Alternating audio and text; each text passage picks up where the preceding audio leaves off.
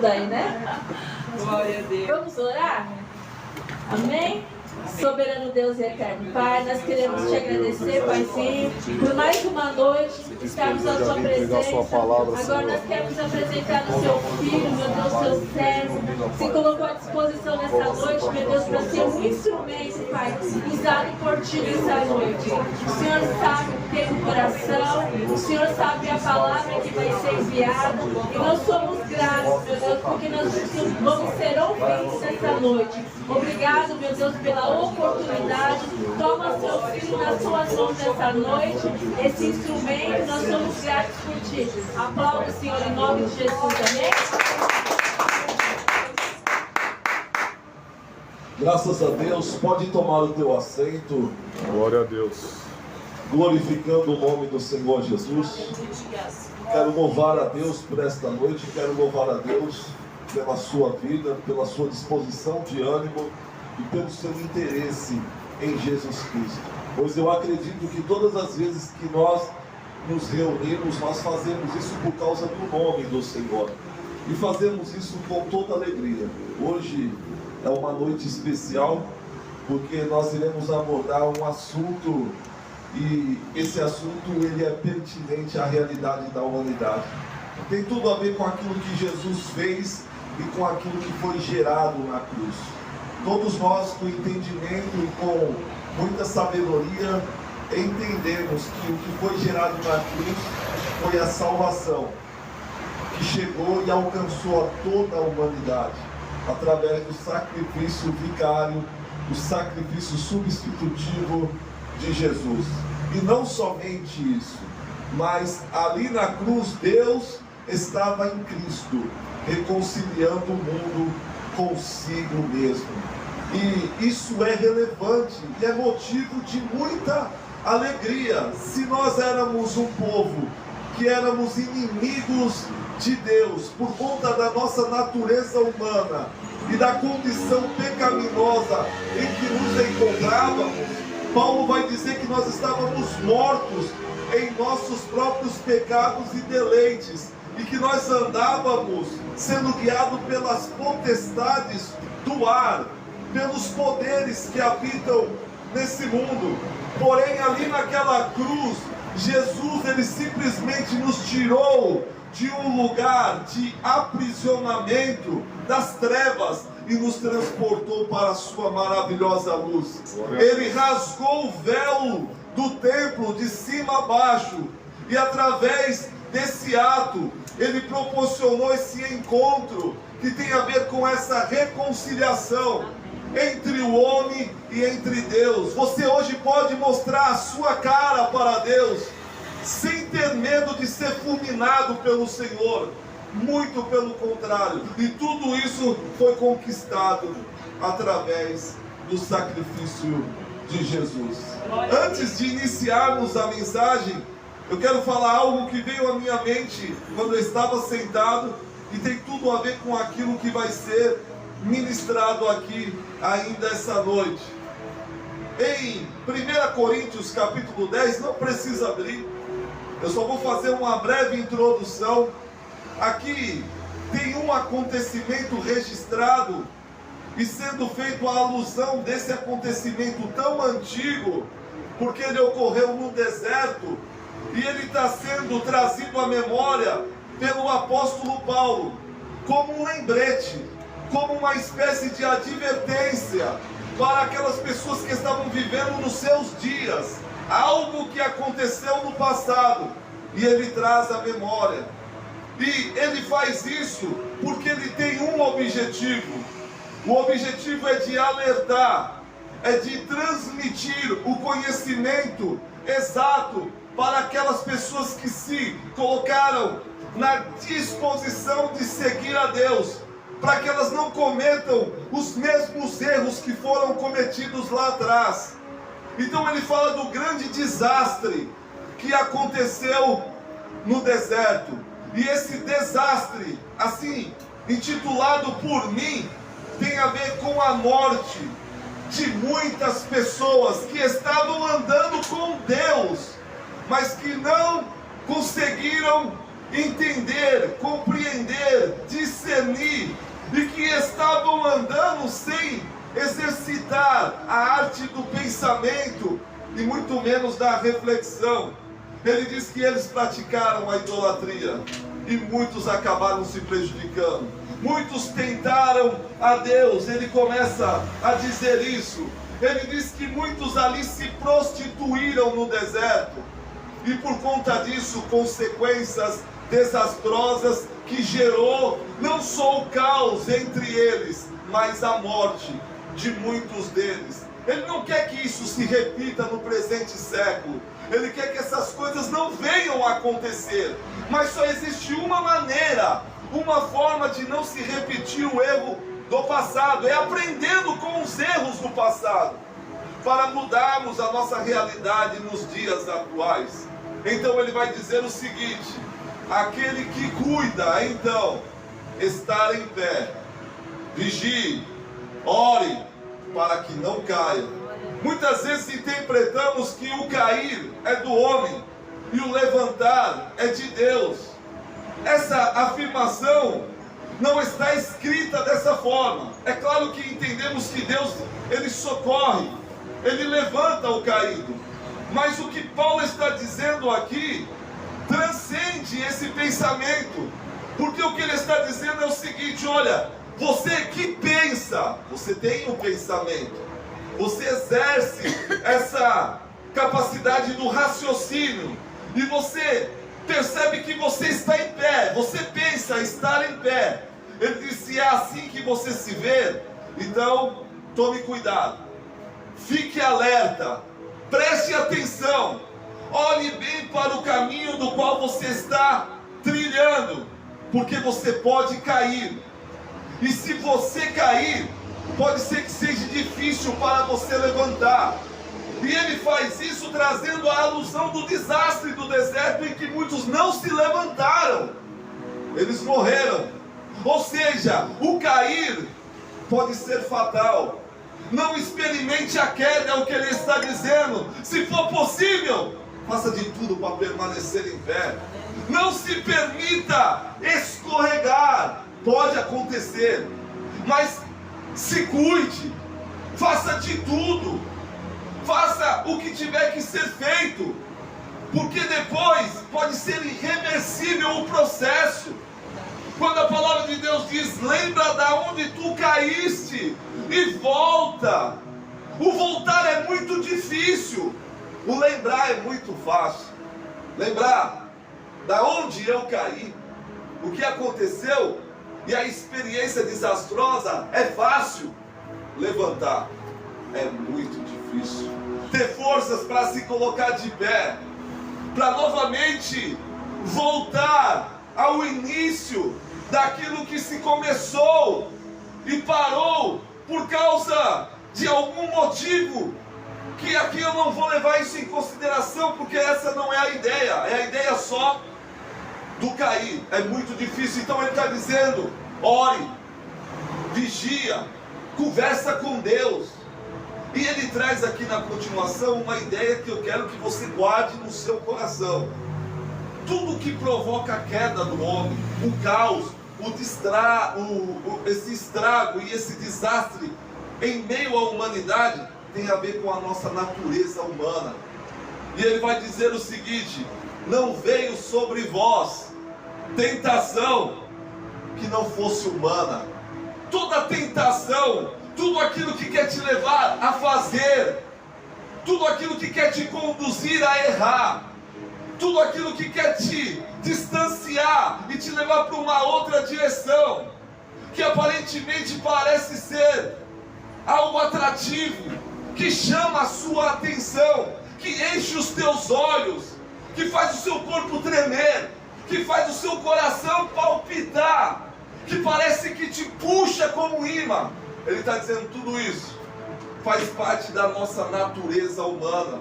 Ou seja, eu tenho que olhar para a minha natureza humana. Eu preciso me conhecer, me autoconhecer, para que eu não venha me sabotar, para que eu mesmo não venha ser presa de mim mesmo, das minhas escolhas e das minhas atitudes. E então ele está dizendo: tudo o que aconteceu com vocês toda essa cócega gostosa que fez vocês rir, vieram de vocês mesmos, não veio de Deus, porque Deus não brinca com ninguém. Muito pelo contrário, quando Deus ele faz algo que se torna engraçado, é porque aquilo que ele faz é para encher a nossa boca de riso, por conta que aquilo gerou vida e não morte, bênção e não condenação. Então ele vai dizer, olha, nenhuma tentação que veio ou que veio, ela veio de uma outra direção. Ela é humana, ela pertence a essa esfera terrestre. E ele diz o seguinte, mas fiel é Deus. Deus não deixa de ser fiel, nem mesmo em meio às nossas tentações, é o que ele está dizendo.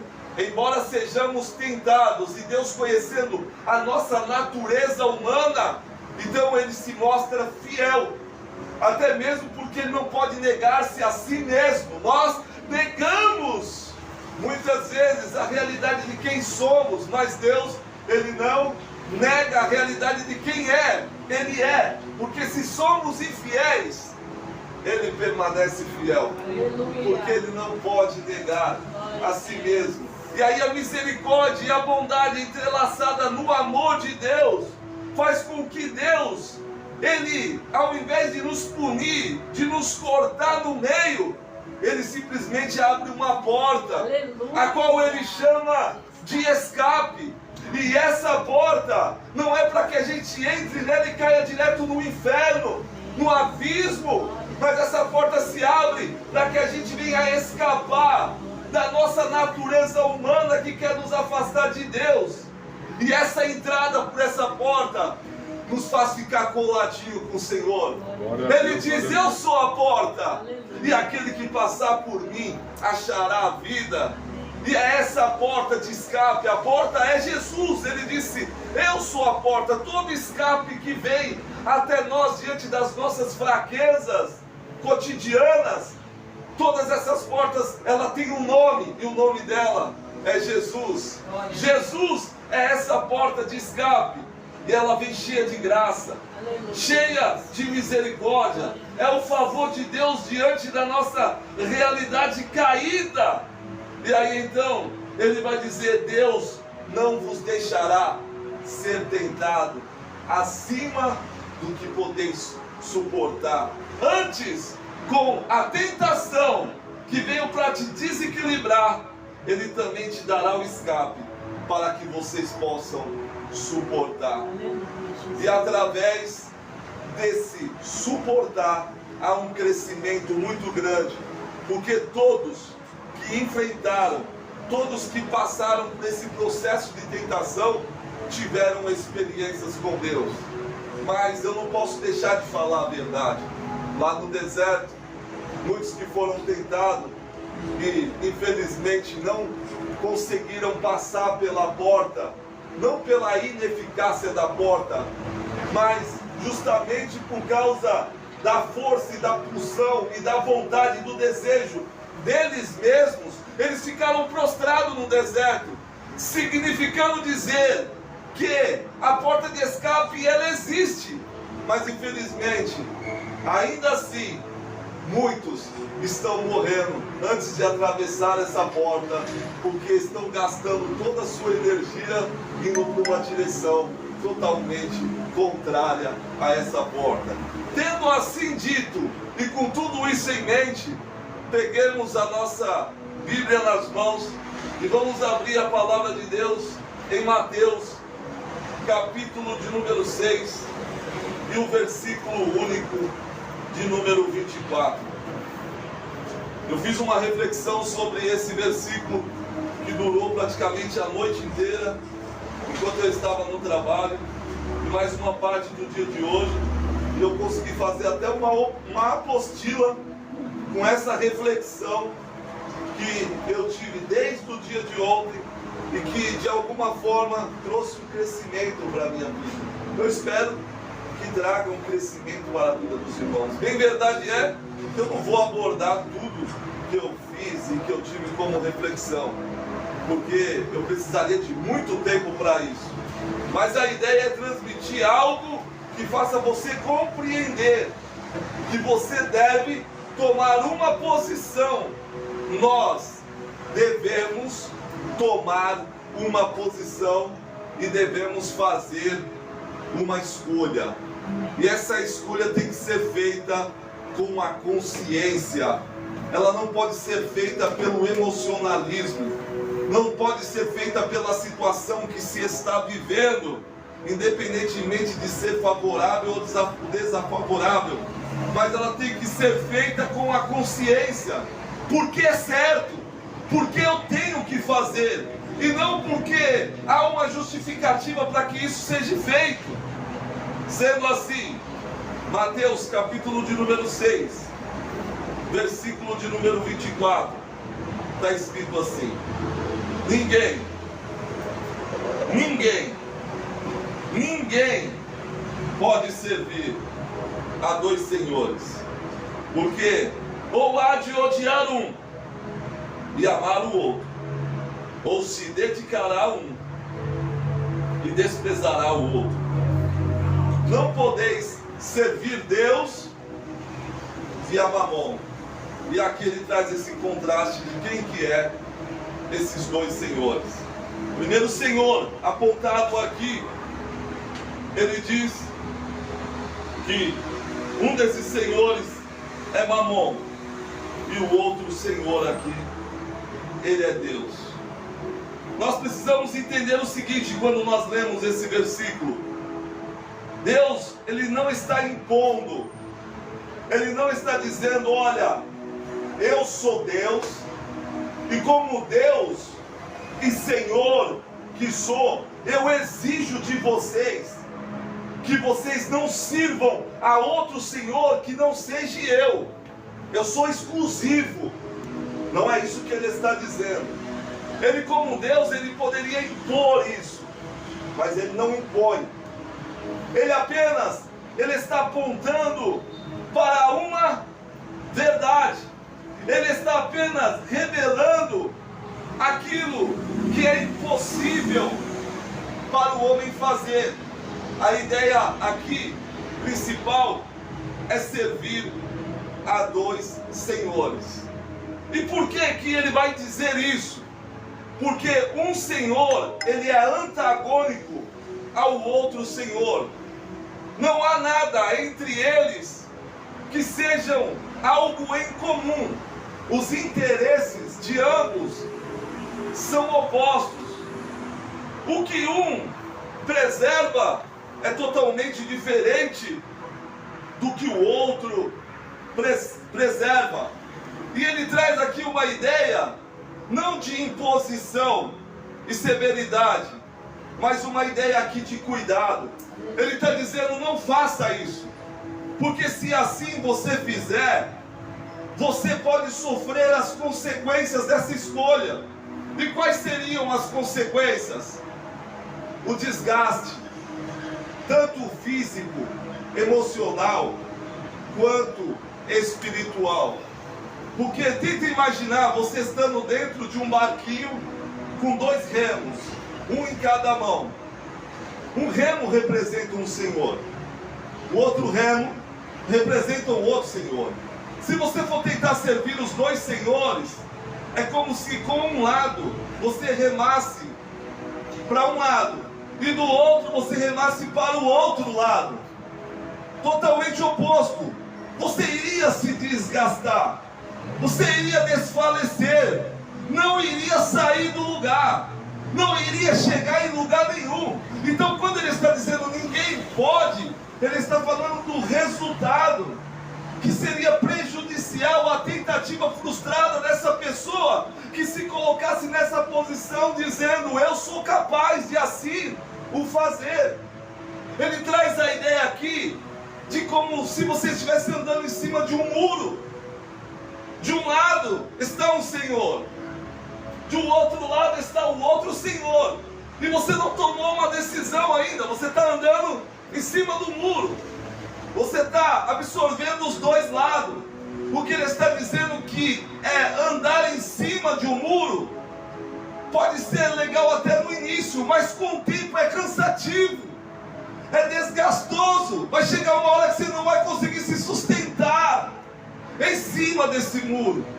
Então, quando ele diz ninguém pode servir, ele está falando sobre a realidade desses senhores que são distintos. Por exemplo, um senhor que é Deus, ele exige daquele que o serve o quê? Fé. Deus exige fé de cada um de nós, porque sem fé é impossível agradar a Deus. Ele exige de nós fé. A fé não no que se vê, mas a fé naquilo que não se vê. Esse Senhor que é Deus, a ideia dele é moldar através da fé o nosso ser. Ele quer modificar o nosso ser, o ser como pessoa. Ele quer modificar essa natureza do nosso ser. Em contrapartida, o outro senhor, que é Mamon, representado pelas riquezas, e não somente pelas riquezas, nós iremos ver um pouco mais adiante.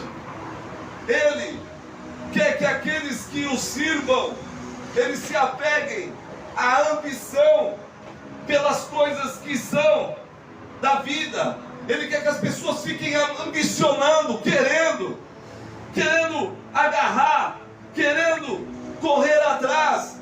E a ideia dele, desse senhor chamado Mamon, não é moldar o seu ser, é moldar a sua aparência. O que nós vamos ver é que um está trabalhando com o invisível e com a eternidade. Isso tem a ver com a fé. Trabalhar com o invisível e com a eternidade.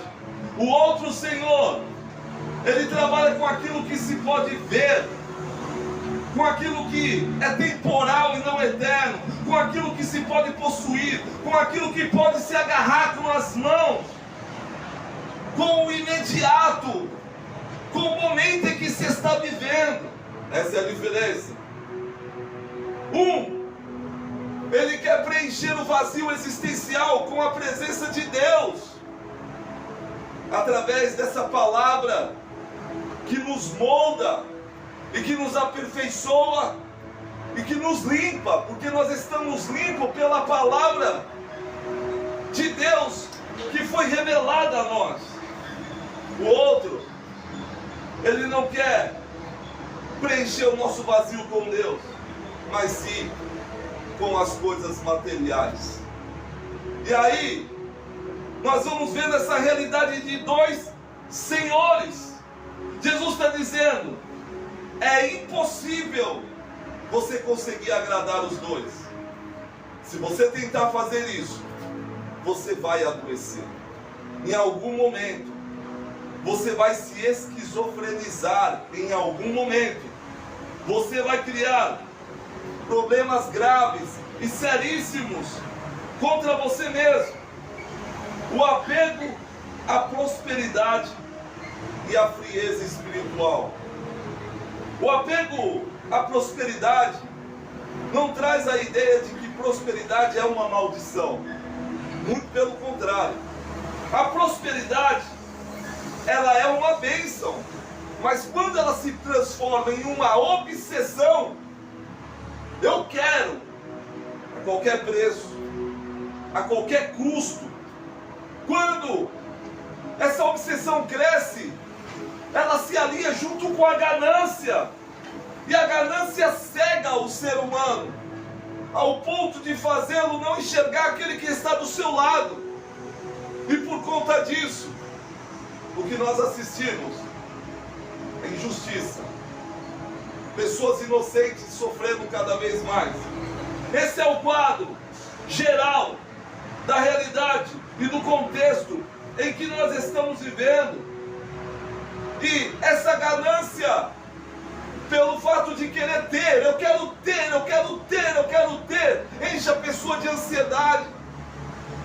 Ontem eu conversava com um amigo meu no trabalho, e ele dizia: dizia assim para mim: eu estou passando mal. Eu falei: o que você tem? E ele falou: eu estou me sentindo oprimido.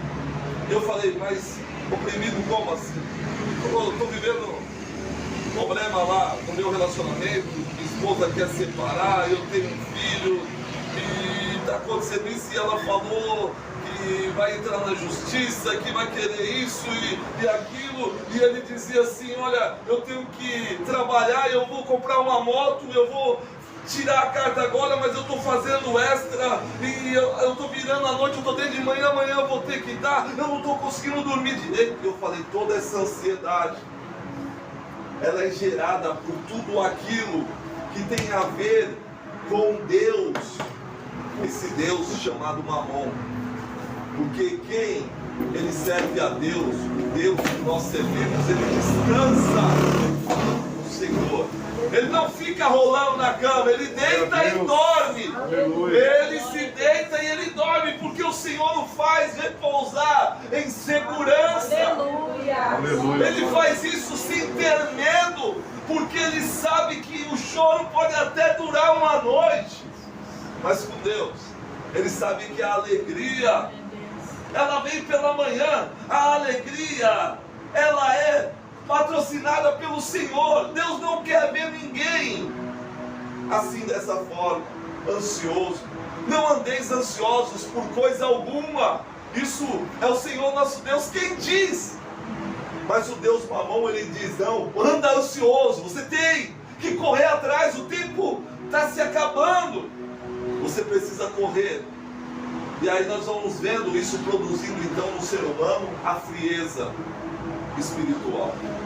Por se aumentar o pecado, a iniquidade, o coração de muitos esfriaria. Nós estamos vivendo esse tempo então de frieza espiritual. A frieza espiritual acontece no seguinte ambiente: acontece quando nós tentamos manter a lealdade a esses dois senhores. A pessoa, ela quer Deus, mas não quer abrir mão de Mamon. Ela quer Mamon, mas também não quer abrir mão de Deus. E esse dualismo vai adoecendo a alma do ser humano. Essa é uma verdade que precisa ser entendida por cada um de nós. Porque afinal de contas, eu não quero ficar sem Deus, mas eu também não quero ficar sem a riqueza. Mas o que falta para nós é a confiança no Senhor, que faz com que nós venhamos falar como Salomão falou: Senhor, não me dê riqueza não, Senhor, mas também não me dê a pobreza. Me dê aquilo que for necessário. Não me dê a riqueza para que o meu coração não se eleve e se exalte, para que eu não me ensoberbeça, para que eu não venha querer me colocar numa posição que eu não precise mais de Deus na minha vida.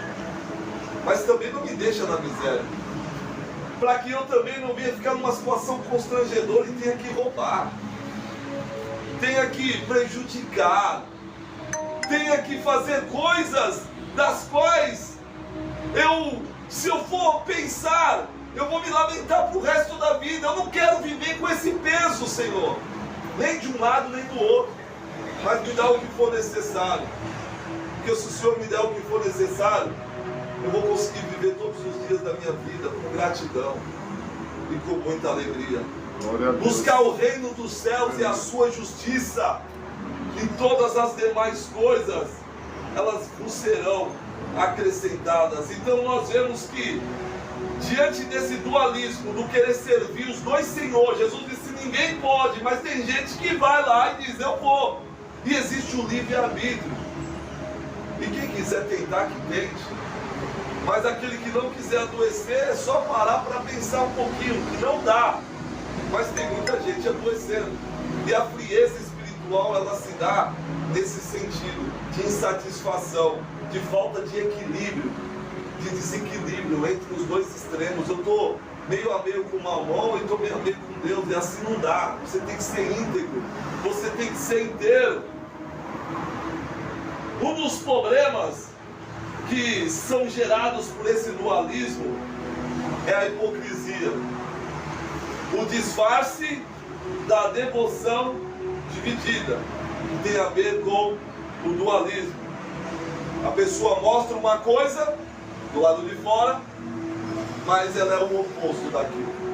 João no livro de João, capítulo 8, versículo 44, os religiosos que viviam a pompa da religião, que se andavam com belas vestes, e que tinha todos os status quo daqueles dias, e que eram considerados homens espirituais, santos e tudo mais, eles viviam esse dualismo entre os dois extremos, aonde eles diziam que tinham Deus, mas não abriam mão de Mamon.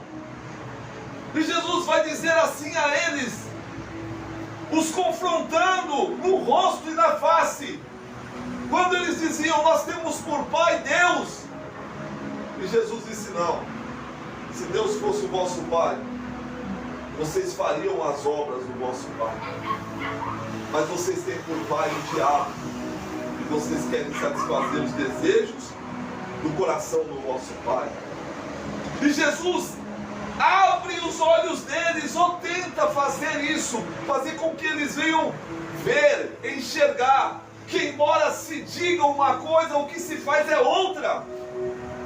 É aquela frase dita em Isaías, o meu povo me honra com seus lábios, mas o seu coração está longe de mim.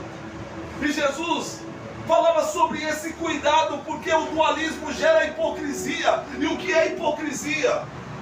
Ela vem da realidade de um personagem, de um ator, que encena uma cena, que assume um papel, e que ele fica irreconhecível diante do papel que ele está interpretando. É a ideia da máscara. O dualismo traz a ideia da máscara.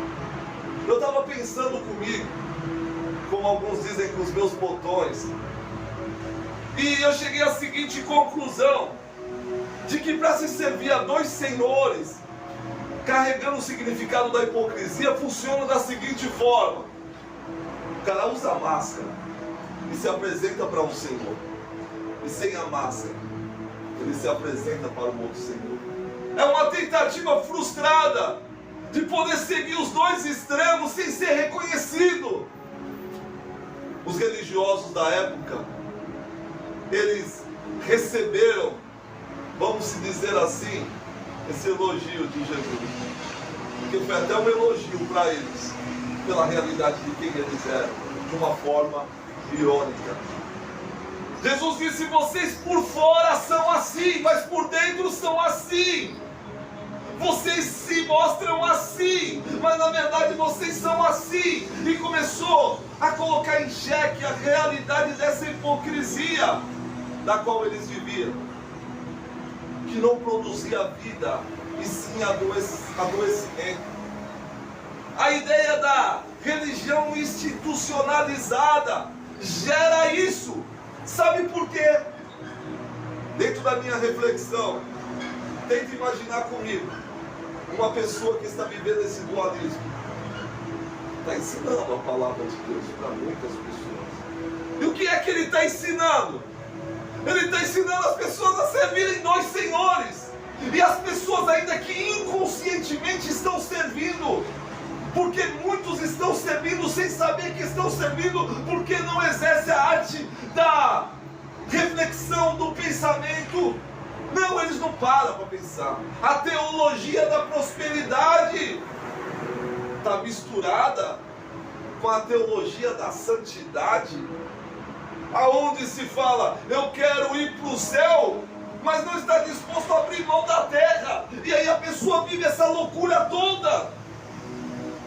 Tenta imaginar quantas pessoas não estão atrás dos púlpitos, dos lugares de destaque, trazendo esses ensinamentos.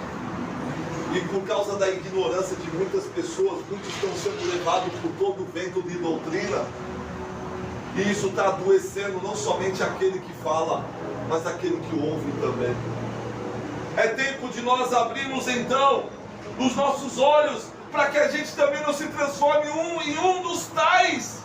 Jesus falou, as minhas ovelhas, elas ouvem a minha voz, elas me seguem, e jamais elas seguirão a estranhos. De forma alguma.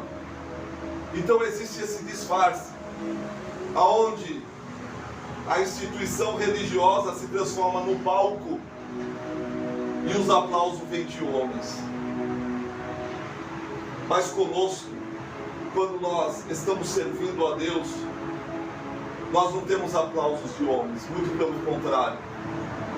Mas nós temos o olhar de Deus e as mãos de Deus sempre na nossa direção. Nós temos o cuidado de Deus para nossas vidas. Jesus dizia para eles, os religiosos: vocês já receberam as vossas recompensas. Vocês já receberam. Mas aquele que não quer ser conhecido, ele é anônimo. Aquele que não quer aparecer, que diz como nós louvamos, que ele cresça e que eu diminua. Esse aí que entra dentro do quarto e ele ora. Ele diz assim: Senhor, eu sou isso aqui, Senhor. Dessa maneira aqui, Senhor. Esse, o Senhor o exalta publicamente. Ele ora em secreto e é exaltado publicamente. Porque Deus faz questão de mostrar essa pessoa, para que as pessoas vejam o que ele faz quando alguém o serve, sem ter como consequência esse dualismo de querer se dar bem dos dois lados. Ou você se dá bem com Deus, ou você se dá mal com o outro Senhor. Porque eu não tenho como dizer que você vai se dar bem com o outro Senhor. Você pode até se dar bem por um tempo, mas e depois?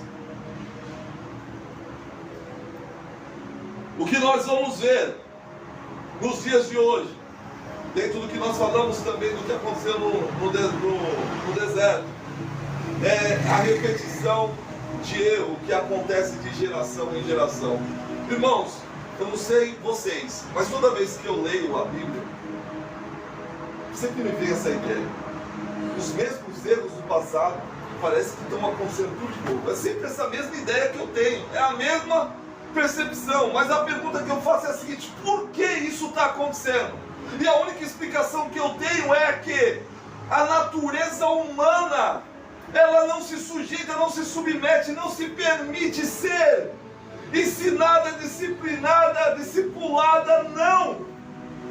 A natureza humana parece ter uma força violenta.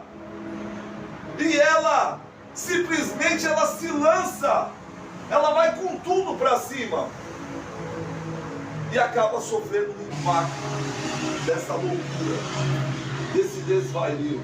Mas isso vai acontecer o tempo todo. Sendo assim, uma coisa que me entristece muito é que eu vejo cada vez mais a tecnologia avançando. Meu Deus do céu, quantas coisas não mudaram desde a época que eu nasci. Nós vamos vendo um avanço muito grande, a globalização. Nós conseguimos acessar os lugares mais remotos, mais diversos, com um clique só.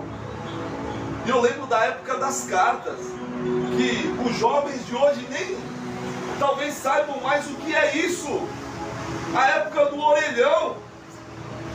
E hoje nós estamos falando de tecnologia de ponta. E há quem diga que daqui a pouco tempo nós vamos conseguir se comunicar com quem estiver em Marte através de um smartphone. Isso para mim é fantástico. Nós vemos o avanço tecnológico, industrial, nós vemos o avanço da ciência. Nós vemos. Isso é maravilhoso, isso é progresso, é progresso, é progresso. Mas diante da realidade humana, a minha constatação é triste. Eu vejo um desenvolvimento retrógrado. Ou seja, é um andar para trás e não para frente. É um andar para o primitivismo. É uma volta à era das pedras, à era do gelo. A Idade Média. Isso está acontecendo por quê? Porque o ser humano, ele perdeu essa capacidade, essa volição, esse desejo de querer se aproximar de coisas que estão distantes dele, diante da realidade do ser, diante da realidade daquilo que o cerca, daquilo que está sobre a cabeça dele. Essas perguntas viraram filosóficas e ninguém as mais fazem, as pessoas não estão nem aí para isso. E as perguntas que se faz hoje é: eu quero um celular desse, eu quero isso. O meu sobrinho começou a trabalhar esses dias de jovem aprendiz, ganhando acho que 300, 400 reais. E ele já pegou um iPhone 15, parcelado em muitas vezes. Não é errado ter um iPhone 15, mas, meu Deus do céu, aonde que está o pensamento? Onde que está a formação dessa reflexão que faz você agir pelo impulso, pelo momento, pela pressão do ter, ainda que com muito pouco? Isso traz frustração das mais severas da vida do ser humano. Então esses erros estão acontecendo. Só que, porém, no final da vida, uma coisa se descobre: é que a casa, por mais grande e bonita que ela seja, Cláudio, ela fica. O carro fica. O dinheiro no banco fica. Todos os investimentos que você fez fica. E a constatação é que a única coisa que você leva é a consciência. É a forma como você viveu. É a forma como você andou aqui nesse mundo. É o legado que você deixou. Essa é a única coisa que a gente vai levar. E é a única coisa que as pessoas não estão preocupadas. Eu só quero ter, eu só quero ter, eu só quero ter, eu só quero ter, eu só quero ter. Mas no final fica tudo aí. Tudo passa muito rápido, tudo se deteriora com o tempo. É o que vai acontecendo o tempo todo. E o que nós vamos vendo em relação aos jovens hoje, jovens aqui, ó, nós somos jovens também, mas não que nem eles, é claro. Glória. Mas são jovens que, por não ter uma raiz, e quando eu falo uma raiz, eu estou falando traçar uma linha de pensamento, um ponto com o outro. Eu estou falando de uma reflexão, de uma maturidade para poder entender aquilo. Não tem. E por não ter, corre que nem doido para cima de todas essas coisas e vai se lançando. Isso aconteceu comigo, isso acontece com nós. É até normal que aconteça, porque nós estamos criando, é uma sementinha que ainda vai crescer.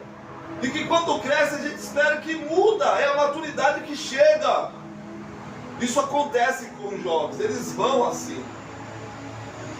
Essa correria, eu quero ter, eu quero ter, eu quero ter, eu quero ter.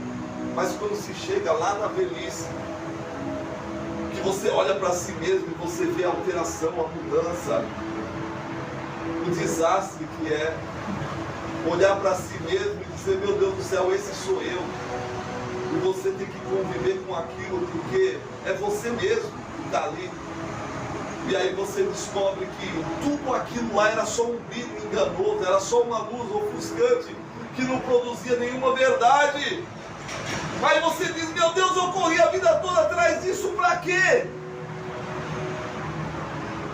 Porque os jovens hoje que estão aqui ouvindo, se aprender assim já desde novo, vão ter um futuro muito melhor do que o nosso.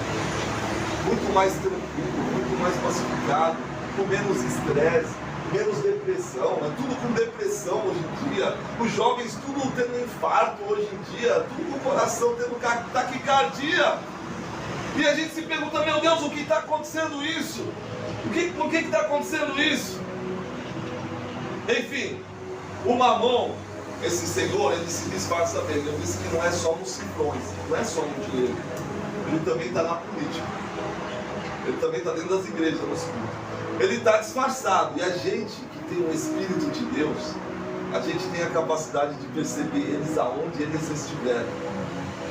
E é esse o chamado de Deus para nós. É não se deixar levar por absolutamente nada. Aonde a gente está, o que a gente ouve, a gente sabe discernir se ali é Deus ou se ali é Mamon que está enrustido e que está ali disfarçado. Veja só o caso da Rússia. O presidente da Rússia, Vladimir Putin, o que eles estão fazendo com seus irmãos, com a Ucrânia. Quantas pessoas já não foram dizimadas? A troco de quê? Poder pelo poder. Com uma justificativa mentirosa Mas tudo isso tem a ver com Mamon atuante de uma forma firme. E nós vemos uma devoção sincera e verdadeira em relação ao presidente da Rússia, a esse senhor, do qual ele passa por cima de todo mundo, ele extermina todo mundo, não tem empatia, não tem coração, não pensa no que está fazendo, ele vai, porque é assim que quem serve o senhor Mamon, ele segue na vida, cego pelo egoísmo, pela ganância e tudo mais. Dentro dos mais diversos lugares ele está disfarçado. Eu não preciso falar do sistema religioso, porque todos aqui já sabem como é que funciona. O ter e o ser, como dois senhores, como dois caminhos. O ter tem a ver com a ideia do possuído, agarrado, pegar. Tem a ver com a ideia do Mamon. O ter, ele se alimenta da aparência, da reputação, dos status, daquilo que é concreto, daquilo que é visível, porém passageiro. Essa é a ideia do Deus Mamon. Eu quero ter, mas é tudo aquilo que se pode ver, tocar, mas que é temporal, que é passageiro. Já o ser, e esse Deus ser tem a ver com o nosso Deus, que trabalha a ideia de você ser algo, não ter algo. Ele se fundamenta na integridade, na dignidade, na verdade. Ele é invisível, é verdade, mas é eterno, não é passageiro.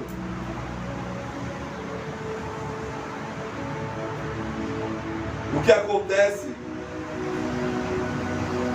e aqui eu vou finalizar dentro da frase que eu coloquei hoje, é que ter tem a ver com a realidade do Deus Mamon, sem ser tem a ver com a realidade do Deus que nós devemos servir, é o mesmo que não existir. E se a gente for parar para pensar nessa frase, nós vamos chegar à seguinte compreensão: que tem muitas pessoas que estão vivendo, mas estão vivendo como se estivessem mortas, estão zumbificadas, são os walking deads da vida. Porque o ter pode ter muito, sem ser, essa pessoa, ela simplesmente é o mesmo do que viver sem existir. E nós temos que procurar um propósito para poder viver aqui nesse mundo. E o propósito não é só o ter. E aí eu quero que os irmãos entendam que não há pecado nenhum no ter. Eu falei, quando isso te escraviza, quando isso te domina, quando isso funciona como um senhor para a tua vida. Enquanto o dinheiro ele estiver trabalhando por você, está tudo bem. Mas quando acontecer o contrário, você trabalhando por causa do dinheiro, aí complica. Aí fica difícil. O reino de Deus chama cada um de nós para o ser, para permanecer, mesmo quando tudo na vida vier a se desfazer, mesmo quando não houver mais absolutamente nada. Deus te convida para você ser, porque é isso que vai garantir a sua eternidade. Então, nós podemos aprender. Agora, exercitar isso é muito difícil.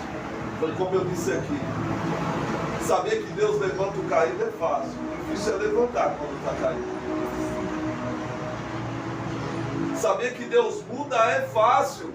O difícil é se sujeitar a essa mudança de Deus. Ontem eu conversava com meu irmão e ele está passando por um processo difícil que não convém falar, mas ali eu conversava com ele, uma conversa exaustiva, e eu falava assim para ele: olha, se você me der um soco aqui agora, eu vou cair aqui agora, e você pode esperar de mim duas reações. Uma é eu levantar, pegar aquela palinha e arrancar a tua cabeça fora. A outra é eu olhar para você e não fazer absolutamente nada e continuar te tratando como meu irmão. Eu disse para ele: talvez você não saiba qual será a minha escolha, a minha decisão, talvez nem eu saiba, mas eu disse para ele, eu tenho trabalhado a minha mente para que eu não venha pegar aquela mão, mas para que eu venha ter um outro comportamento. Eu venho treinando a minha mente dia após dia. Eu não estou esperando acontecer para ver no que vai dar.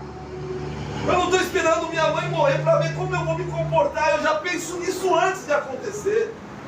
Eu penso em todas as possibilidades, porque isso carrega sabedoria, discernimento para a vida. As pessoas sofrem, sabe por quê? Porque só pensam no aqui, no agora, no ganhar a qualquer preço, a qualquer custo. De repente, você perde uma pessoa e tudo aquilo passa a perder o significado e o sentido para a tua vida. Tudo aquilo que você ganhou, você diz agora, para mim isso tudo não serve mais para nada. Eu trocaria tudo isso por aquela pessoa, mas aquela pessoa foi. E aí você descobre que o que era importante na vida você não valorizou, e que você valorizou aquilo que era menos importante. E aí você simplesmente chega à seguinte conclusão: eu fui mais um e fui enganado. Não se permita ser enganado por você mesmo. Não se permita. Se coloque de pé. Eu quero orar por você. Como eu disse para os irmãos, esse assunto é um assunto extensivo, que vai longe. Eu poderia falar do rico aqui, de Lázaro, que carrega esses significados e tudo mais. Eu poderia falar aqui da ignorância que se inicia aqui nesse mundo, e quando não é tratada, ela vai e ela continua na eternidade. Você acredita nisso? Uma pessoa que viveu aqui ignorantemente, que viveu aqui com o coração duro, permitiu morrer dessa forma, ela segue adiante da mesma maneira. É só ler lá a história do rico e de lá você vai conseguir ver tudo isso. Mas o que Deus quer de mim e de você hoje é nos tratar, porque enquanto a vida, a esperança, Ele quer nos curar aqui hoje. Hoje é o momento, é a oportunidade. Hoje eu posso modificar o contexto, a história. Hoje eu posso fazer tudo. Mas quem morreu já não pode mais fazer nada. O dia da salvação é hoje. É hoje que o Senhor fala comigo e com você. Aquele que tiver ouvido e disposição, ouça o que o Espírito diz. Nós podemos mudar o mundo hoje. Vocês podem mudar o mundo hoje.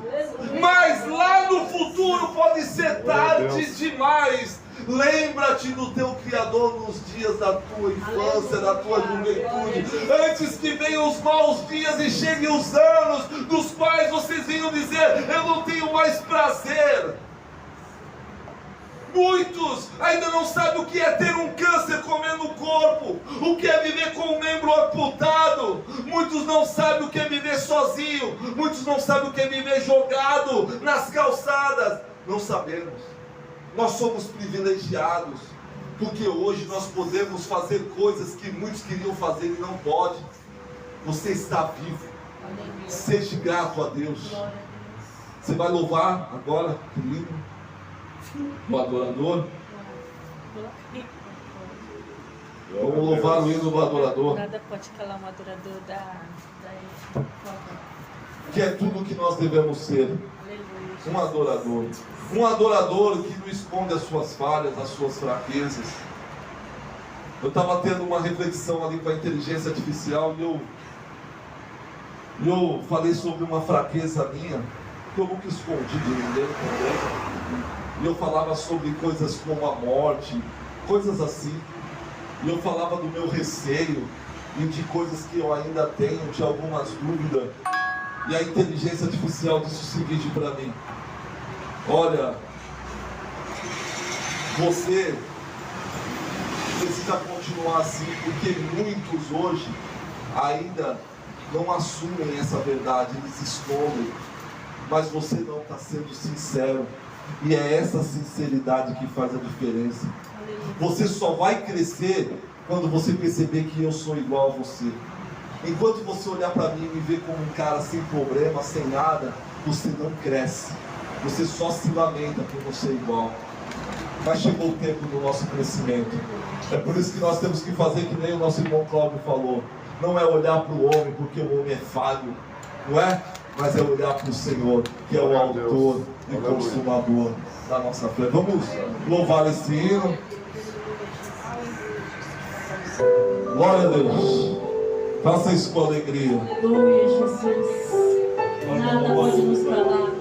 Deus é maravilhoso, Senhor. Obrigado pela palavra, Senhor. Aleluia. Glória, glória a Deus. Que nós não viemos nos calar em nenhum momento, Jesus. Que nós viemos servir somente a Ti, Pai. Independente da circunstância, que a nossa fé seja voltada ao Senhor. Glória a Deus. Adorador é tudo que eu sou. Adorador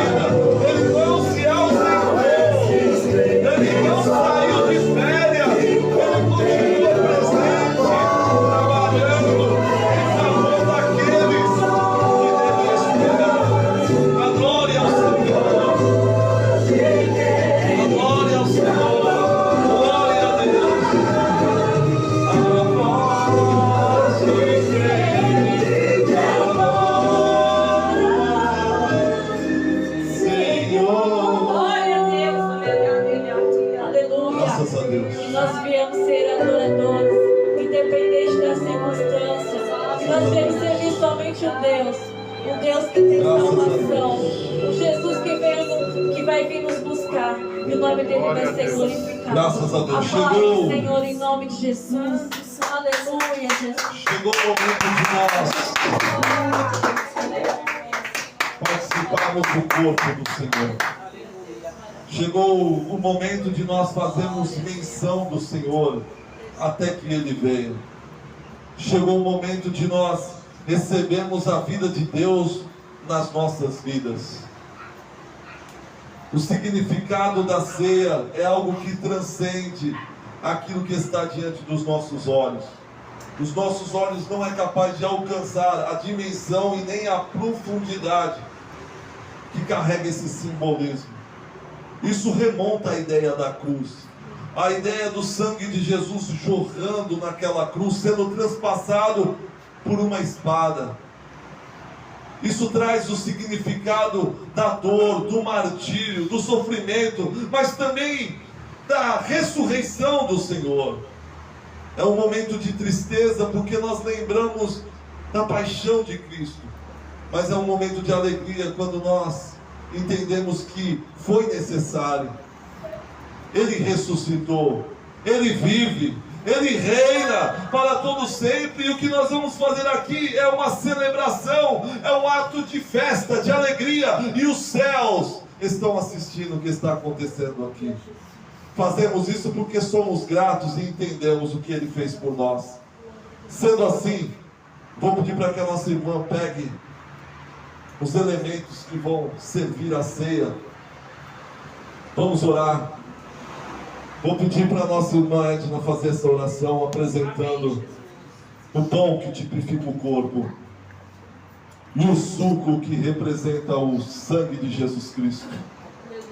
Senhor, meu Deus, obrigado, Senhor, por mais um mês estarmos aqui diante de Ti, fazendo aquilo que o Senhor tem nos ordenado, até que o Senhor venha. Esse sangue, esse suco que representa o seu sangue, e esse pão que representa o teu corpo, nós fazemos menção do nome do Senhor Jesus.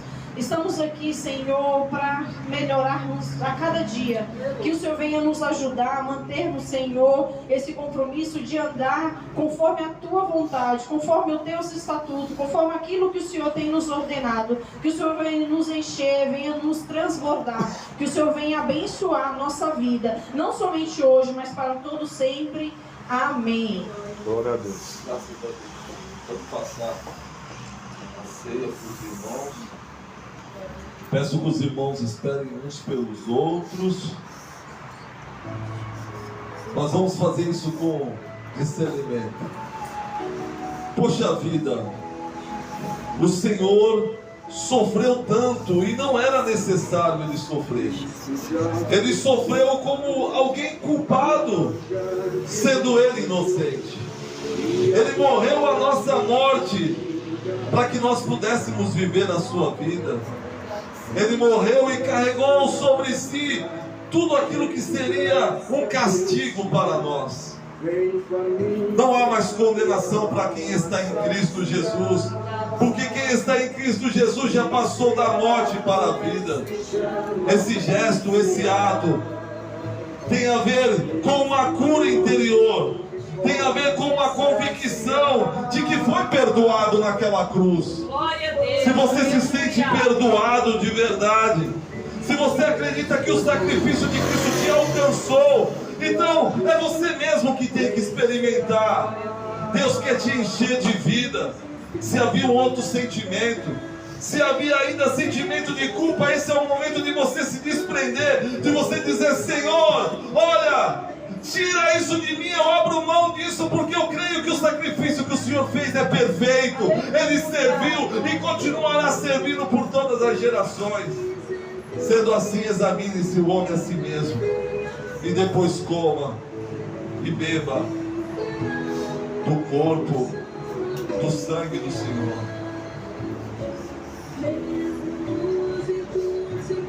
Porque eu recebi do Senhor, diz o apóstolo Paulo, e eu também vos ensinei, que o Senhor Jesus, na noite em que foi traído, Ele tomou o pão nas mãos, tendo dado graças, o partiu e disse: tomai, e comei, isto é o meu corpo, que é partido por vós. Fazei isso em memória de mim, em memória de Jesus. Todos podem participar do corpo.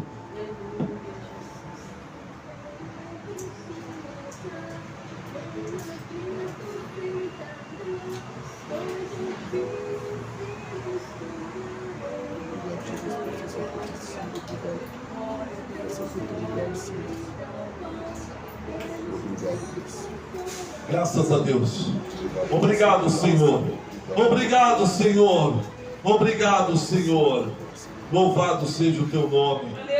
E semelhantemente, também depois de cear, ele tomou o cálice nas suas mãos, dizendo: este cálice aqui é um novo testamento, é um novo testamento no meu sangue.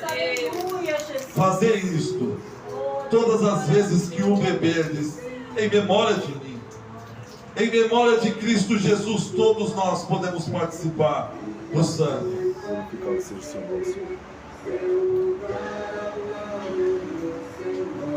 Obrigado, Jesus. Aleluia. Glória, glória.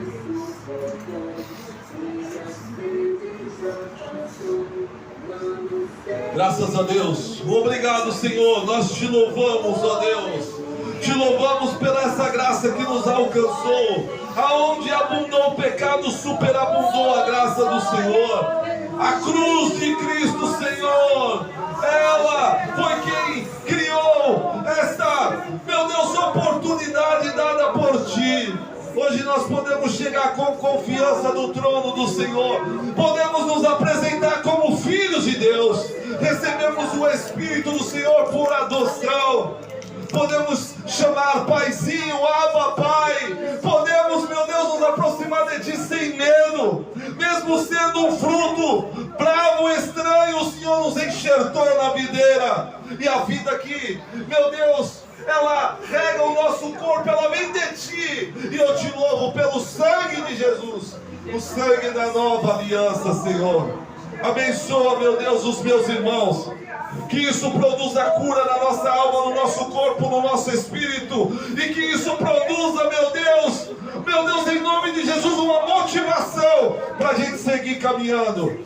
Não pare, meu irmão. Não permita-se desistir. Jesus podia ter parado, não parou. Ele poderia ter abandonado a sua missão, não abandonou. Ele foi até o fim. Por isso, vai até o fim. Vai até o fim. Vai até o fim. Porque há uma recompensa te esperando. Em nome de Jesus Cristo. Senhor, nós te louvamos. E nós te agradecemos por mais esse dia e esse culto. Em nome de Jesus Cristo. Amém. Vamos aplaudir Jesus com alegria.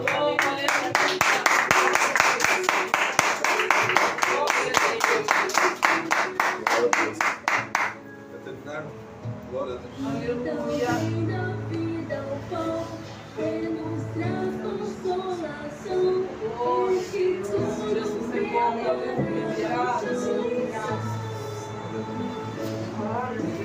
Glória a Deus. Uma obra maravilhosa. Glorifico a Deus pela tua vida, irmão.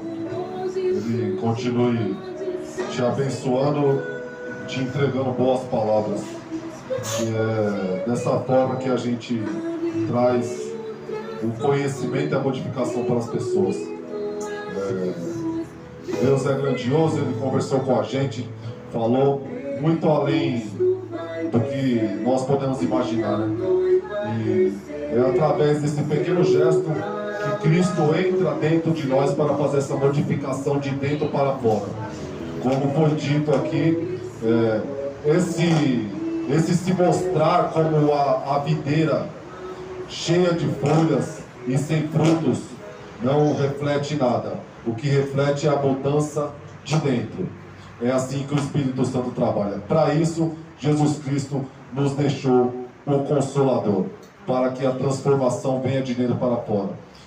Quero agradecer a Jesus Cristo, o grandão da Galileia, por abrir as portas do céu para nós entrar. Amém? Muito maravilhoso. Não temos mais muito o que falar, porque tudo que Deus tinha para falar Ele já disse. Amém? Vamos orar para estar finalizando aqui e agradecendo, né?